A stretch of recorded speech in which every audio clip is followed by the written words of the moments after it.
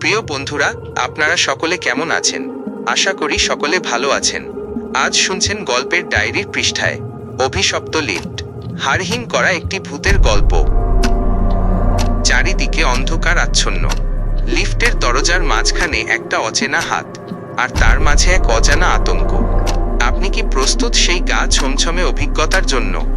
গল্পের ডায়েরির আজকের পাতায় আপনাদের সবাইকে স্বাগতম। আজ আমি শোনাবো এমন এক ভয়ঙ্কর ভৌতিক কাহিনী। শুনতে সাথেই থাকুন। রাত তখন 2টো। শহরটা প্রায় নিঝুম হয়ে গেছে, কিন্তু আকাশের মেঘলা ভাব আর মাঝে মাঝে বিদ্যুতের চমক চারপাশটাকে আরো ছমছমে করে তুলেছে। অনেক একটা নামি আইটি কোম্পানিতে কাজ করে। আজ প্রজেক্টের চাপে অফিস থেকে বের হতে তার অনেক দেরি হয়ে গেছে। বিশাল এই বহুতল ভবনটিতে অনেক ছাড়া আর কেউ নেই বললেই চলে। অনেক 10 তলার ক্যাবিন থেকে বেরিয়ে লিফটের সামনে এসে দাঁড়ালো। বোতাম টিপতেই লিফটটা গম্ভীর শব্দ করে এসে থামলো। দরজা খুলতেই ভেতরে ঢুকলো অনেক। লিফটের স্টিলের দরজায় নিজের প্রতিবিম্বটা কেমন যেন ঝাপসা দেখাচ্ছিল। সে গ্রাউন্ড ফ্লোরের বোতাম টিপল। লিফট নামতে শুরু করলো। হঠাৎ 4 তলায় এসে লিফটটা এক ঝটকায় থেমে গেল।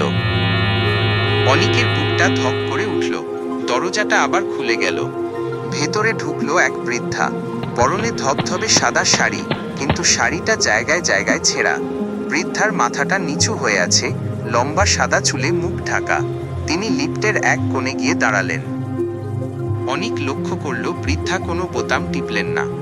সে একটু সাহস করে জিজ্ঞেস করলো, মাজি, আপনি কোথায় যাবেন? বৃদ্ধা কোনো উত্তর দিলেন না, শুধু নিচু গলায় বিড়বিড় করে বলতে লাগলেন, নিচে, অনেক নিচে। লিফট আবার চলতে শুরু করলো, কিন্তু হঠাৎ অনিকের চোখ পড়ল লিফটের ভেতরের আয়নায়। তার পায়ের রক্ত হিম হয়ে গেল। আয়নায় সে নিজের প্রতিবিম্ব দেখতে পাচ্ছে, কিন্তু তার ঠিক পাশেই যেখানে বৃদ্ধা দাঁড়িয়ে থাকার কথা, সেখানে আয়নাটা একেবারে ফাঁকা। বৃদ্ধার কোনো ছায়া বা প্রতিবিম্ব নেই। অনিক কাঁপতে কাঁপতে সরাসরি বৃদ্ধার দিকে তাকালো। এবার বৃদ্ধা ধীরে ধীরে মাথা তুললেন। অনিক দেখল বৃদ্ধার মুখে কোনো চোখ নেই, শুধু দুটো গভীর অন্ধকার গর্ত।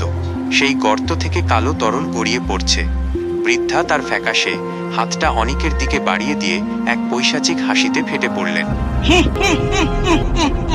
পরদিন সিকিউরিটি গার্ডরা লিফটের ভেতরে কাউকে খুঁজে পায়নি। শুধু লিফটের মেঝেতে পড়েছিল অনিকের চশমাটা, আর সিসিটিভি ফুটেজে দেখা গেল অনিক একা লিফটে ঢুকেছিল।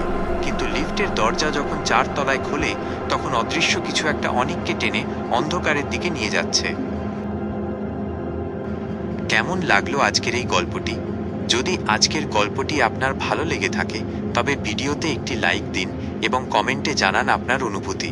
আর আপনার জীবনেও যদি এমন কোনো অলৌকিক ঘটনা ঘটে থাকে, তবে আমাদের লিখে পাঠাতে পারেন আমাদের এই ঠিকানায় গল্পের diary.uk.বিশ্বাস@gmail.com।